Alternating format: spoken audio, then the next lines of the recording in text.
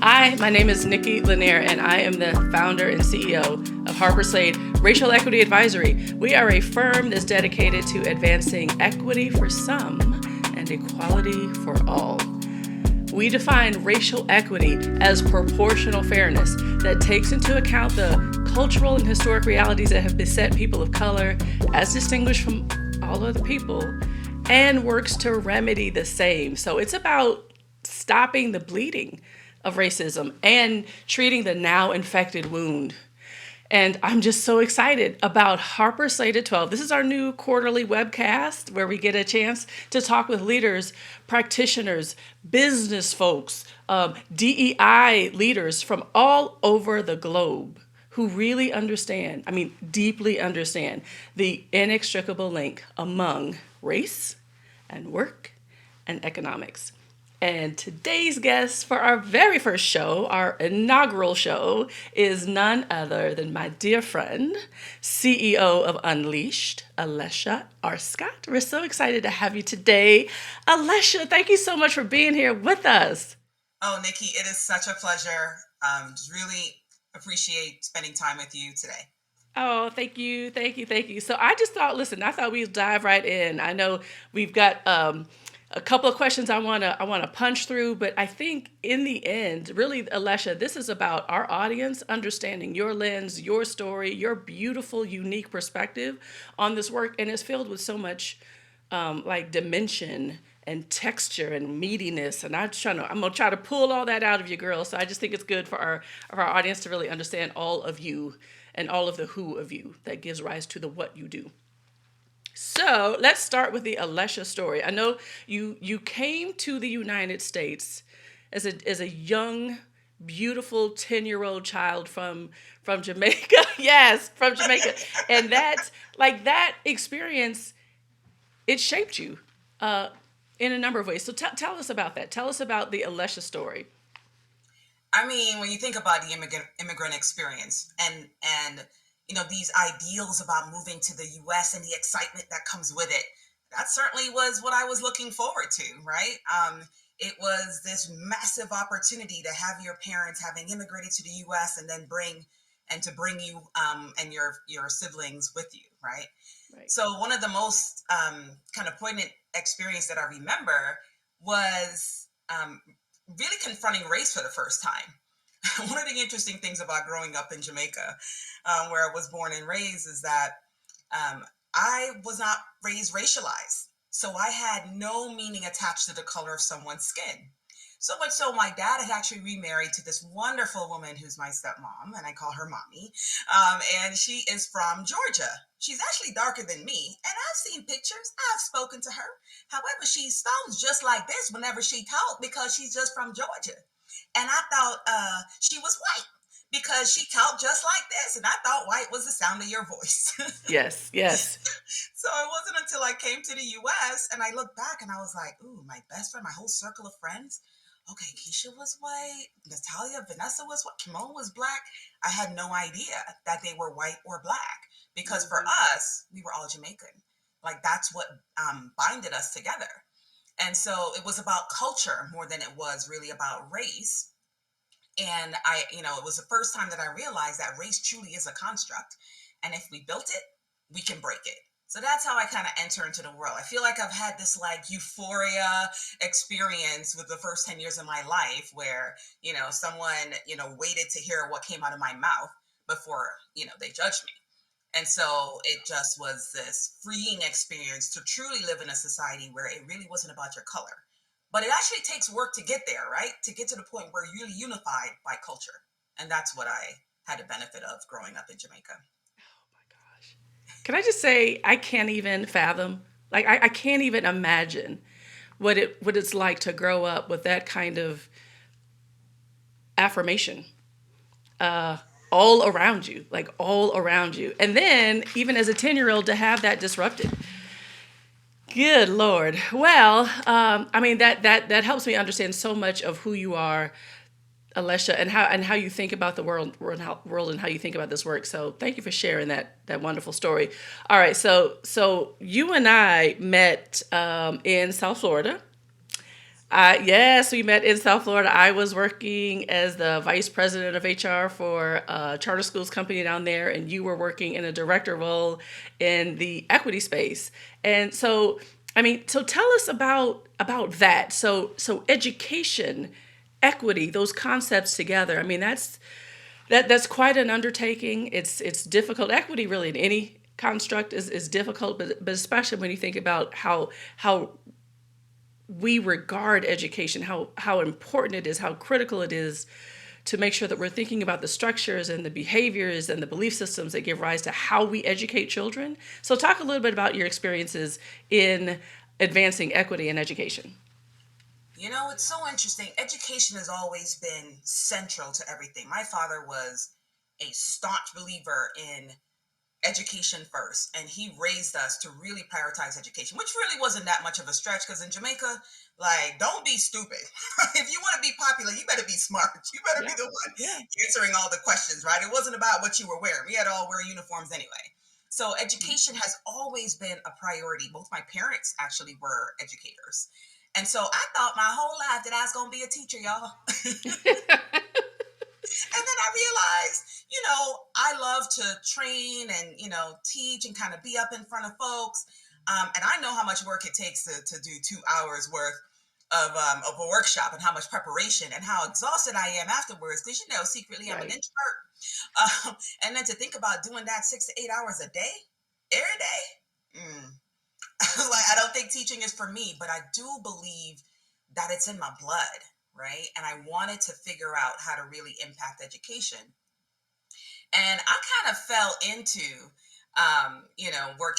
working for schools, and even though my two parents were educators, I didn't readily pursue becoming a teacher. I actually was a visual arts major in undergrad, and my sophomore year, I took a dance class and fell in love with West African dance, and actually performed in the ensemble. Got a fellowship to study dance. This is where my life gets a little bit weird.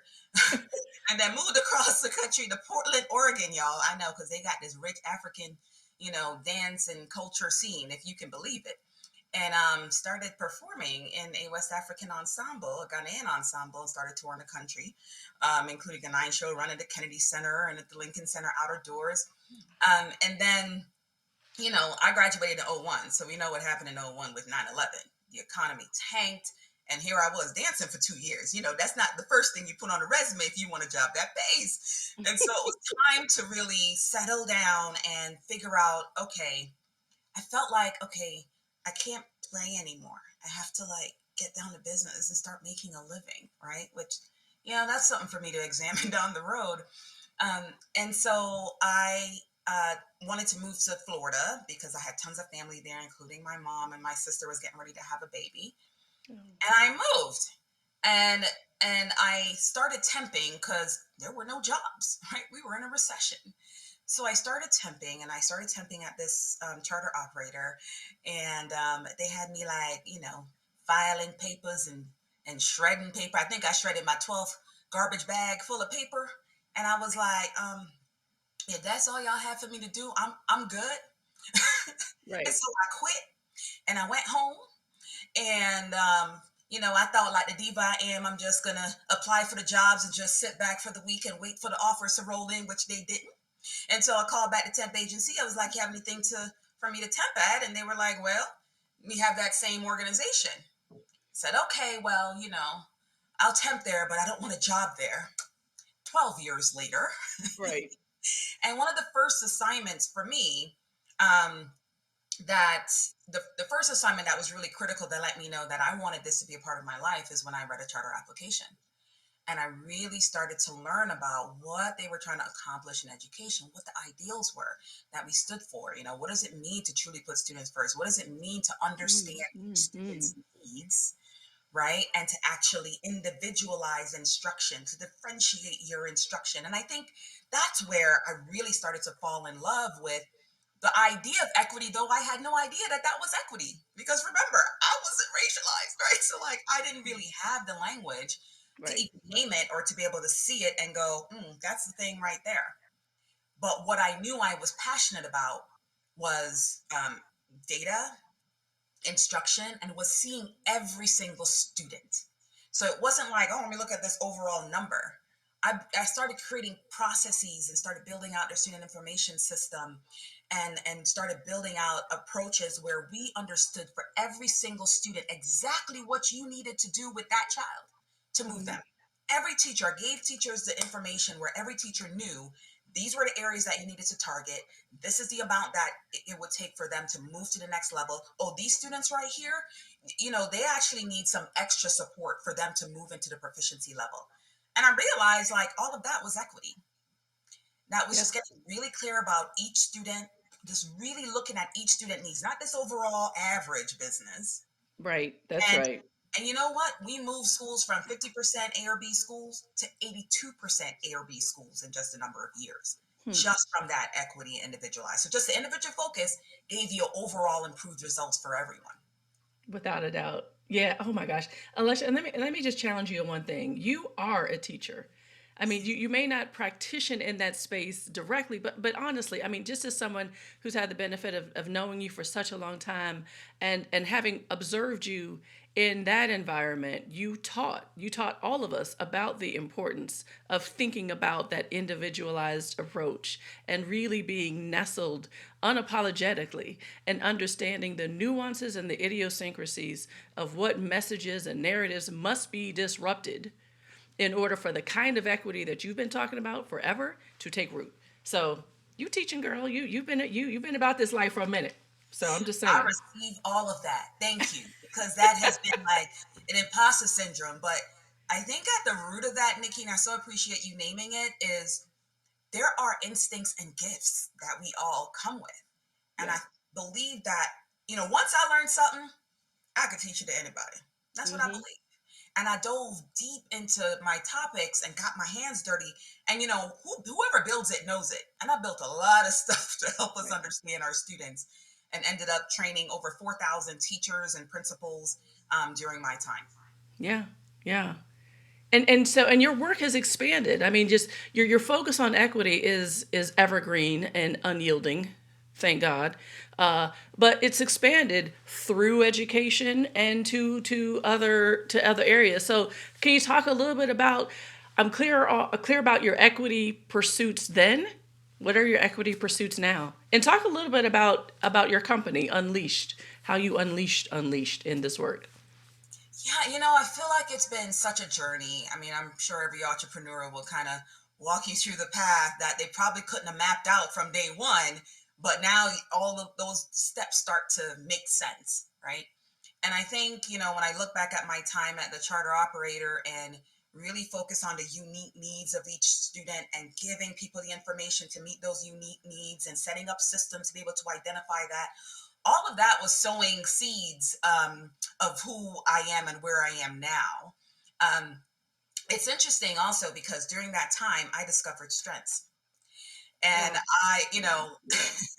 my my boss at the same time, she and I laugh all the time about this, because she would, kind of give me a lot of, this really important work, like, oh, charter applications due tomorrow, and it would be like dropped on my desk the night before, right? And it got so bad. One day she dropped $100 with it. She Oh felt so wow. Bless her. with me. And you know what? I always did my best work at the last minute. And she understood that about me. She saw instincts and strengths within myself that I kind of thrived in chaos. I love to create order out of chaos. And if you gave something to me at the last minute, that's when my brain starts working. And, I went back to her years later. I was like, do you realize you always, you know, used to give me the stuff at the last minute? How in the world did you know I would pull it off? And she goes, Alesha, I throw you in the river all the time and you always swim. I don't know why you're worried about it. And then another boss of mine then introduced me to this book, First Break All the Rules. And so I started to learn about strengths and these instinctive, talents that we all come with. And what does it mean to invest in those talents and turn them into strengths, which is near perfect performance in a specific activity? You know it when you see it. Yeah. It's like flawless, right? You're just like, oh, how did they do that? It's an instinct, right? They don't even know it's a thing necessarily. And so I started building those seeds, right? They planted a lot of those seeds in me that started to form kind of what my ideology was around team development and leadership. As a matter of fact, Nikki, you were one of the first people that said to me, you know, you should be doing talent in HR, right? I was like, Nikki, what you do? What you talking about? Like, I was an art major. I'm here helping with this data stuff, but Mm-hmm. people, talent, you saw that in me as well. And so when I really think about how I made it through 12 years and results and ended with, being senior head, like senior director of strategy and performance improvement, right? Over a network that grew, over 70 schools. Then how I came to be in that point, um, it was because people saw things in me and that my strengths were actually being utilized without me knowing. And I thought, I shouldn't have to have gotten here by accident. Oh, It wow. shouldn't have to be this serendipity. Why are we not being more intentional? Once I start learning about strengths and strengths finder, and I was like, Mm-hmm. this is exactly how I'm wired, and all the things to turn me on, to turn me on to my work, they Yep. were doing check by check. But it was like by accident, Yeah. right? No one tried to like put me in a box and go, well, you got to do it this way. Mm-hmm. So that became a seed that was planted in me. And then after 12 years, now you're grown and I wasn't getting to innovate as much, right? Now you got to keep all the balls in the air. It's a very different instinct and energy. Yeah. And so I thought, maybe it's time to move on, which was a scary notion because, I basically hadn't interviewed for a job. Remember, I started as a temp. Oh, And that's right. Yep. so now I'm like getting ready to interview at a much higher level. Yeah. And I had this serendipitous moment because that seems to be the nature of my life. I feel like I pay attention to signs and how I'm feeling in the moment. And I did a solo retreat in Colorado, like in 2009, and loved it. There was Mm-hmm. something about the space, the environment. If you've ever been to Colorado, it is gorgeous. And I thought to myself, I could see myself living here. Fast forward 6 years later, and I had an opportunity to interview for a job out in Colorado. And y'all, I got the job. Yeah. Moved across the country to Colorado to start up a brand new team that was focused on, innovation and harvesting the innovation from all of the school networks that we supported across the country. And I thought, this is me. Mm-hmm. I get to Mm-hmm. do it again, but now I'm coming with some actual knowledge. I'm not just kind of That's it. experimenting along the way. That's it. And listen here, I was so excited, and then I hit one big brick wall. All of a sudden, I went from being a superstar to being in this space where I'm like, I second guess all of my gifts and my strengths. And I'm like, do I not know what I know? And I didn't know how to articulate it at that time. I didn't have the Yeah. language to recognize that my brain is wired for innovation. If you put me in a very process oriented, this is the way we do it, and I just need you to do it, and then tomorrow I need you to do it faster, It's not my gonna brain work. actually slows down. I shut down. You would think Mm-hmm. I'm the worst performer on the planet. Yep. And in that environment, it wasn't, I wasn't wired that way. So I spent the next 2 years really fighting to understand what was happening with me. Mm-hmm. And, a friend of mine introduced me to her method of like finding a word or a phrase for the year that was like her guiding force whenever she felt off track and overwhelmed. She can go back to that one word. And, within that first year, my phrase was plant a seed. I was like, I don't know why I can't just get sparked. I'm not sparked as I'm used to being. And so I said, okay, let me plant a seed. And I started talking to folks, having coffee chats, and and and then around that time, this was about 2016, if you remember, there was a lot of video surfacing because remember the police now had to wear the cameras, right? And so there's a lot of videos surfacing of Black men and women like dying in the streets at the hands of police. And, we were going to work and nobody seemed affected by it. It was showing up and no one talked about it. Deadlines were still the deadlines. Everybody was just Yeah. hunky dory, had gone skiing for the weekend. And I'm sitting there devastated, Yeah. Dying inside. At work. dying inside, not feeling like myself, couldn't bring my full self. I like to talk. I don't even know what I'm thinking until I start talking out loud, Nikki. if you met me. Right? And so, but this space was like, it was like a library. To speak to someone was to take away their time.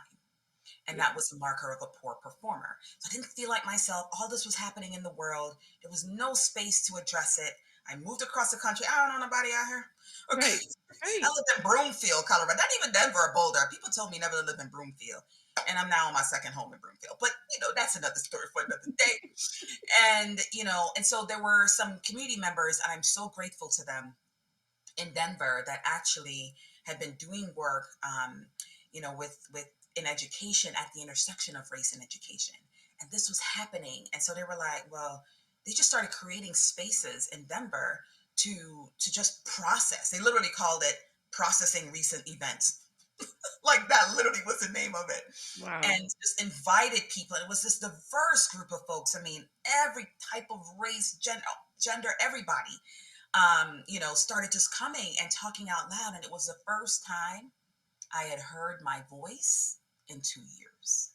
So Mm. I felt silenced. I felt like there was nothing of value that I could bring. And then here was this space with people thinking out loud and trying to figure out, how do we, yes, these are, national problems and global problems even. And what do we need to do locally to make a Oh my change? And gosh. so, Yes. Yes. you know, Yes. Yes. that group started to, form and formalize a little bit more. And they started breaking off into subgroups.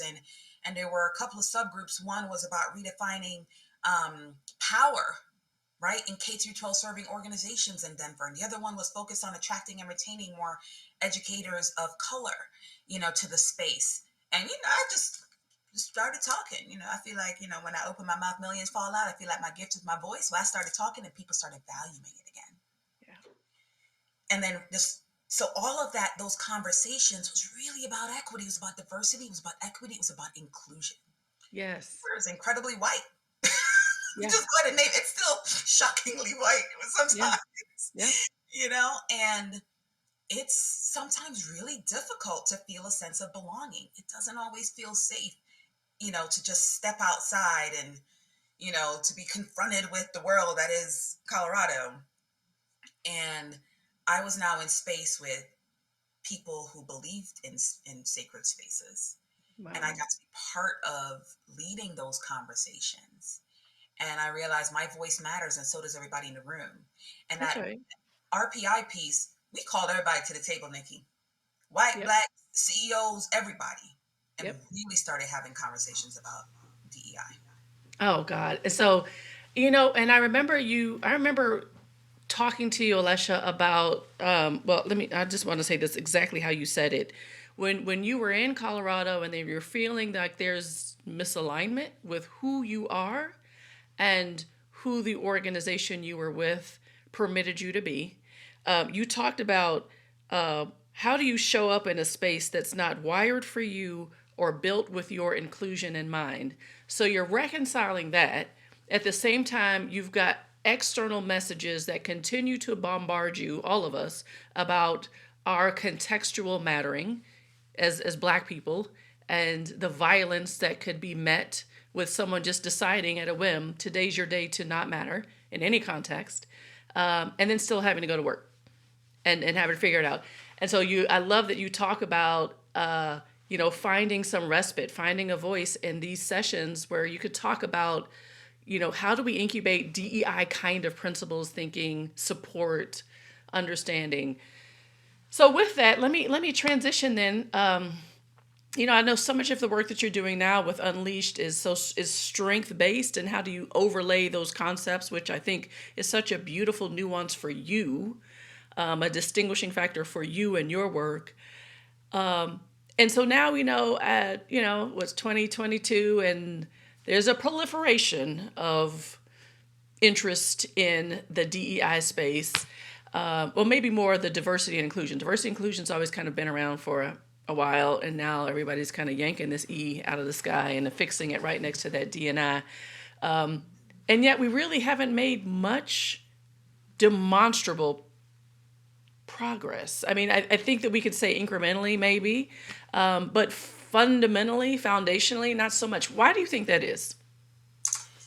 This is hard work, Nikki. This is some of the most challenging work that can ever be done. And it's like, it's also the source of where all the energy lies for everything that we want in this world. We want innovation and we want, 10x results and all of those things. Y'all do know it's locked in the minds of folks who can't be free in these Right. organizations, right? All of that, brilliance, those breakthrough ideas and results are locked in spaces where, that are not built with everyone's inclusion in mind. So there's no Hmm. place to put all that genius. And again, I feel like when I think about everything I've been through up until this point, they were all building blocks. And, Mhm. and as I was fighting to find myself again in those spaces, I started to recognize some universal principles. And so when I break down diversity, equity, and inclusion, I find there's something that is resting there for every single human being on the planet.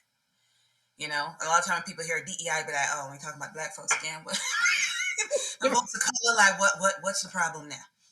And it actually includes everyone, because at the root of issues of diversity, equity, and inclusion is a yearning in all of us to be affirmed in who we are without judgment of who we are not, to Ah, contribute the unique gifts we bring to this world without judgment that only certain gifts have value, and to deliver those gifts in a way that is authentic to each of us without judgment that there's only one right way. I don't care who you are, how you wow. grew up, what you believe are, what your skin color is. We all have that as a root of our foundation for living every day. And if those three things are true for you, Yes. there is no limits. I think the cure for cancer, I think all the ills in this world is locked into somebody's brain who can't be free to be themselves. It's a Wow. productivity issue. It is a genius issue. America should make this a top priority because that's what we value. We value Hmm. freedom. We value innovation and ingenuity. We want to be Yep. number one in the world, the first to do the thing. This has to be the priority. So I kind of started learning about, these principles, and I go, well, then everyone should be able to buy into that. And I guarantee you that every issue of diversity, equity, and inclusion, social justice, all those things started with one problem, that there is a moment in that person's life, and depending on their level of power, how they respond to it, right? Hmm. And there is a moment where someone, something, some experience, some people made you feel like who you are is not okay. There it is. And when you experience, I don't know if you've ever experienced that, where like somebody start thinking of you like you're an evil person, you're a bad person, you do bad things, and it's at odds with how you see yourself. Yes. It feels violent. It feels Hmm. really personally violent because there's for me, it's like a rage that takes place. Well, how you think, and if they are in positions of power over you that help, how do you, it, it's like this, Yep. right? Yep. It is a violent act to constantly receive message. I'm not talking about like, oh, well, you're just a pansy, you need to, yeah, over time we get socialized into, oh, it doesn't matter what anybody else thinks. But go back to that first moment. What were the consequences of that first moment? That's it. Okay. So good. I think every issue starts there. So I start there as the foundation of all of my strengths and diversity, equity, and inclusion work. That belief. Powerful. So powerful. Gosh. And I think, it's so important as DEI practitioners, however you want, whatever nomenclature you use to describe the work that you do in this space, that it not be divisive, that we affirm all brothers and sisters who are around that conference room table, sitting there, those who want to be, those who don't want to be. We're all there for a purpose to advance an ideal that for our country is foreign. And that is disruptive by nature and it's uncomfortable for everybody. And so I think acknowledging that and giving space for that, you always talk about that, give space for this and name what you're feeling. So I think that that's just so profound. But there's also just this reality that for a lot of our white brothers and sisters, white leaders, power structure, those that are a part of kind of the social dominant norm of right, what is right, and therefore what else is wrong, who is right and who is wrong, that there's no visibility to the lived experience of Black and brown people. No real understanding of what traversing through a day looks like in terms of expending energy and expending effort and trying to battle back messages and still be productive. So, talk about why that's important in the context of these racial equity assessment undertakings that you spend some time with organizations across the country. I've seen your work in this space. It is incredible. So just in general, what tends to be like the greatest epiphany? Why is this work even important? What do employers learn from going through a racial equity assessment in the workplace? Yeah, I mean, man, Nikki, you named so many powerful things. I think one of the premise that really drives my work is the fact that this work requires everyone. And by the way, everyone benefits. Listen, I don't know about you, but I want to work with the best, right? Like I want to work with super talented people that just light me up, and I'm all sparked. And ideally, I want them to be different than me, because if they're different than me, then I don't have to be them. I don't have to Yeah. be all things to all people, and I could just be myself. And then the premise of, I just need you to be more you, Lesh.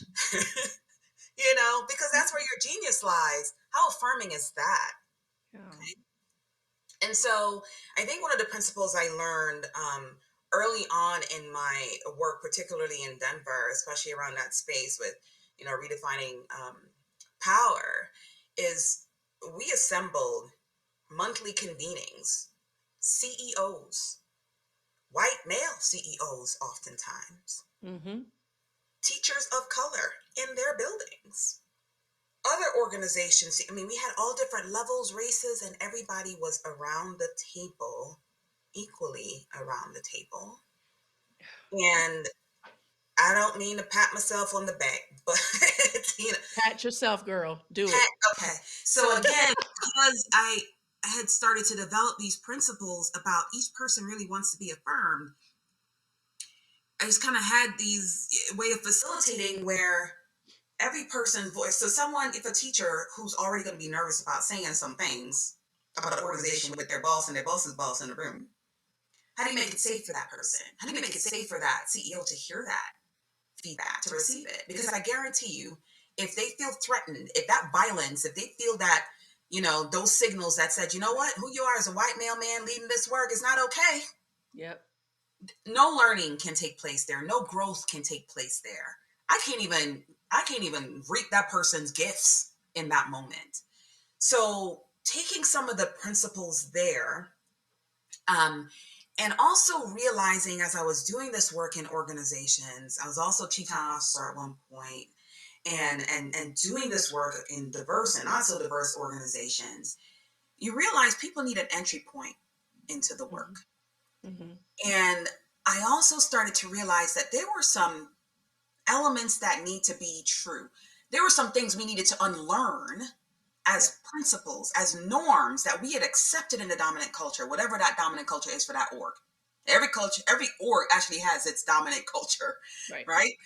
And and there were some things we need to unlearn. And so there were 5 things that I realized had to be true for an organization to really be able for diversity, equity, and inclusion initiatives, which everybody was jumping on the bandwagon. Those things needed to be true. So when you Right. break it down to that essence, then it's less triggering for people to be like, well, the reason why, y'all got issues is because you're racist. You know?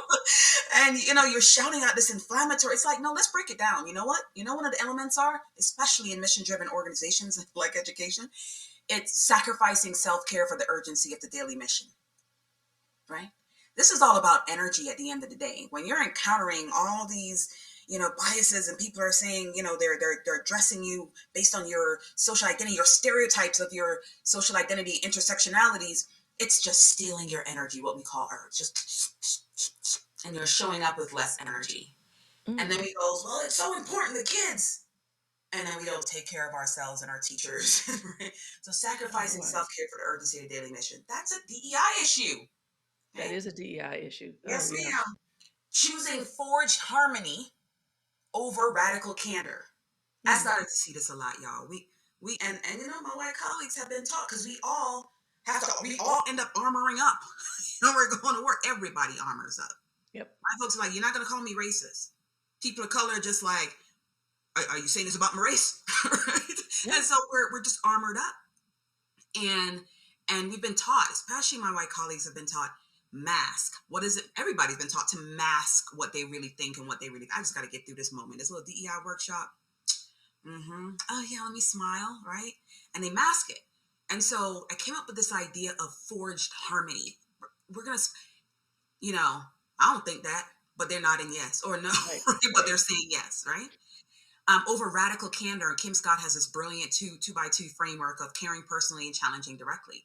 What does it mean to truly have radical candor and to make it safer no matter what your experience is? Mm-hmm. Now, we're not making your experience wrong, right? That violence. We're making room for your experience, Mm-hmm. right? And then let's actually have some radically candid conversation about that. But you got to care personally. You got to demonstrate that care of that person, right? And then the third thing, prizing rugged individualism over synergistic teamwork. Now, what you talking about? Look, the American idea of rugged individualism. You did it all by yourself. Look, one man team. Look, he built it from nothing all the way up to. That's not how things work, y'all. You know that. That's right. That's right. And we start expecting each person to be all things to everybody, right? And I know I was conditioned to believe, well, you're an independent Black woman. You got to do it all by yourself. And you take it all, and you know where it ends up? On your body. Yep. It shows up on your body.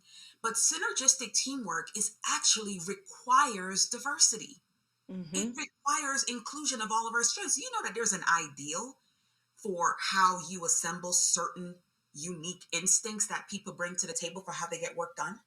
There's an ideal diversity mix of people. It has nothing to do with race or gender. Okay, those are beneficial differences that can be leveraged. There's another difference we're not talking about, y'all, and that's our cognitive differences, our cognitive strengths. Kathy Colby talks about this and has invented an entire method for assessing your cognitive strengths and what does it mean to have the right diversity of people together on a team where you have the kind of collaboration that blows your mind to the tune of 10x whatever results are important to you. Mm-hmm. Synergistic teamwork, team synergy, focus on that instead of rugged individualism.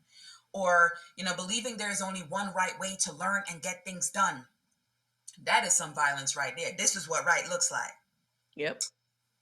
Plan your work 2 weeks in advance and follow that plan all the way till it's done. You ask me to plan something 2 weeks in advance, I block up my calendar to work on it. I will burn all kinds of brain cells, and the night before I'm gonna wake up with a brilliant idea and change it anyway. Yep. It's inefficient for me to do that. There's actually multiple ways to get work done, and we've got to make room for those differences. And then lastly, requiring blind compliance and perfection over brave failure and experimentation. Oh, Lord. Peace. And, Blasphemy. blasphemy. And here's the playbook. Follow the playbook. Yeah. Shut your brain down. And that's happening so much in education. We're not even hiring people to think no more. We're hiring people to follow a playbook, y'all. Yep. I will make use of your strengths in that environment. You're not going to get 10x. And people pat themselves on the back for 1% increase for student achievement. I'm all about 10x blow your mind increases. Yeah. I'm talking about going from an F to a B in one school year. Yes. Yes. Okay? So when you break it down to those elements that are, to me, more relatable, they're less triggering, but they're still the essence of having a diverse, equitable, and inclusive environment. I think, again, you can bring more people into the conversation. That's how it works. Yeah. And then, so when we think about the work that you and I will be doing together, which I'm so excited about, this wonderful partnership that we forged, Unleashed and Harper Slade, coming together with these racial equity indexes. Talk about what that's going to look like. Talk about the path for that. And this, I think we're going to wrap up on this last question, and then we'll close out. Awesome. Yeah, I am so excited that we get to partner in this, Nikki. Every time I hear you talk about equity, I'm just like, y'all do realize all this genius that is existing in this woman. And so to be able to put some systems and processes to kind of give you the data to work with an organization with is just, I get goosebumps thinking about it. It sparks me all over again. And so we're taking a lot of the same principles that I described before, where we're really trying to make this an inclusive process. When organizations reach out to you because they've started to understand that there is a massive variance in experience between, their general population of employees and a particular target demographic group. Okay, let's say our Black employees, especially with everything happening in the world the last 3 years in particular. And so they want to understand what's happening there. Sometimes the assumption is, well, go ahead and talk to the Black folks and let them tell you what's wrong. Right. That's right. Like, no, this has to be an inclusive process. I believe that if you focus on the needs of those on the margins, whoever happens to be on the margins at that time. And by the way, y'all, you know who's on the margins in education? Men. Right? So it could be anybody who's on the margins. Just like students, you target their needs and your overall results improve. You get Yes, there it practices is. and That's right. policies that meet the needs of everybody. And so we took that principle when we designed our racial equity index. And so for starters, we include everyone. We make the opportunity to interview every type of person in your organization. We prioritize their comfort. We do center on the voices of our Black employees, so we certainly create affinity spaces where, whoever the target demographic can feel as safe as possible. They have multiple modalities to choose from, whether they'd rather talk on the phone or be on Zoom, or they want to type it in. If they're a writer, they need to process that way, or in small groups. And so we make multiple avenues and formats available, and include everyone with the same set of questions. We're going to talk about equality. The same set of questions. This is the experience that we're looking to have. And how are you experiencing it? And how are you experiencing it? And you know what? We're also very intentional, Nikki, about ensuring that those questions aren't racially triggering Yes. as much as possible. Because this is not about, you know, are you a this and are you a that and start name calling. It really is about, we need to understand what your experiences are. There may be some people that are having an ideal experience, and now we know what the ideal looks like. That's Mm-hmm. important. And there are people of color who are having an ideal That's experience in right. some of these, and that's fine. We need to understand what are the conditions around those ideals. So we study it, and we have started to note that when there is a more diverse environment, I ain't saying all of one race, even if that race is all BIPOC folks, but when there is a diversity mix of folks, that's where you actually have people of color do their best work and feel most engaged at work, right? And so we really engage everyone and understand what are you experiencing, what's that ideal, and where is that variance, and are there themes in that variance across difference, which could have multiple intersectionalities. It could certainly be race. It may be, a certain race in a certain position. Gender may be intersecting there. We certainly saw elements of that as well. Mm-hmm. um, and so we start to form those themes. One of the things that makes this different than just a typical survey is, as a Black woman, I've certainly been in spaces where I'm like one of one. Right. And in a survey, it's like a one and done, right? And like you hope people interpreting your responses the right way. And I kind of write in code because you ain't fitting to recognize that, that comment came from me because I don't want to target on my back, right? All of those are invisible concerns that people of color have, right? When Yeah. filling out surveys. And so we keep that in mind. We also never want to copy paste a process into an organization and just Right. assume that organizations are monolithic. So we spend a lot of time on the front end, really spending time with the project team. We have the org form a project team. We really spend time with your employee resource groups, whatever they may be, across all different types of diversity markers.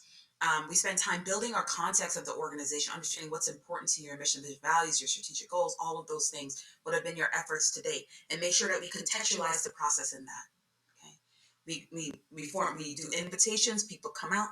We have the interviews. I've had folks come out going, "I thought that's supposed to be about race," and not realizing that inequitable experiences, and not that everybody's having everybody's experience needs to be the same, but if the outcomes are different because we haven't interrogated our systems through an equity lens, or Mm-hmm. we haven't interrogated our employees' experience through an equity lens, and realizing what systems we need to adjust to make sure it doesn't result in disparate outcomes, like the level of proximity a manager spends with their employee. Do you know the more that that employee is like the manager, the more proximity they have with that manager? And you Mm-hmm. know what happens when you have a higher degree of proximity? You learn all the expectations about how to delight that manager. There And it all of is. a sudden, you're the superstar, Yeah. right? We talk about that. The kind of feedback that you're getting. We started to learn what was happening that was resulting in these variances in outcomes between folks across lines of difference, particularly racial difference. And one other step in the process, Nikki, before I finish here, is we also have a period called a validation session. I don't know if you've ever taken a survey. It's a one and done. You pray that they heard you. Most of the time they didn't. They implement something that really did not meet the needs, right? Right. Because they Right. never come back and ask you. We actually take the initial themes from the initial set of conversations, which is very widespread, and then we synthesize it, understand what are we hearing, and we take the exact language that we're hearing straight from people's mouths, and now we're able to create more questions that give you more quantifiable results and go, who else is experiencing these particular things that you all named the first time? And now that helps us to validate that we in fact heard you correctly, and it Yep. gives you another chance to be like, no, I thought about this thing at 2 o'clock in the morning. You still have That's some right. space to let it out. And then we analyze those results, give you some great graphical representation of what's happening. We do a content analysis. What are we actually hearing? A sentiment analysis. It's important to know what's the energy going on. Mm-hmm. And we also then started to notice, Nikki, that you can have diversity and inclusion alive and well and flourishing in an organization and still have employees experiencing this silent violence in a way that they're experiencing their daily workplace lived experience. Okay? Mm-hmm. Because the equity wasn't in there. That's And no right. one had interrogated the systems or the workplace experience to understand where those variances may lie and what holes we need to plug in our culture and our systems to ensure that everyone in that building has a full opportunity to add value. Powerful. Oh my gosh, Alesha, I can't tell you how honored I am as a new business owner in this space to partner with you in advancing this racial equity index. So, if you are an employer out there listening to that particular discussion, that particular discussion that speaks to the potency of these kinds of assessments, of this kind of instrument, contact us please at www.harperslade.com, and we'll talk with you. I'd love to learn more if you want to learn more about these wonderful racial equity index assessments that we'll be promulgating with the ever formidable Alesha Arscott. Alesha, thank you so much. This has been such a rich conversation. You are so authentic. I just love everything about your what and how. The who of you is just ingratiating. So thank you for spending time with us today. We are better for it. Nikki, thank you. It's been my pleasure. All right, so that wraps our first Harper Slade at 12 show. Thank you all so much for being a part of this wonderful time with us. Alesha, thank you so much for bringing us the best of your thinking and the best of who you are. We hope that you'll follow us on our social media handles, Facebook and LinkedIn, Instagram and YouTube. And certainly if you want to learn more about Harper Slade, you can follow us. Reach out to us at www.harperslade.com. Until next time.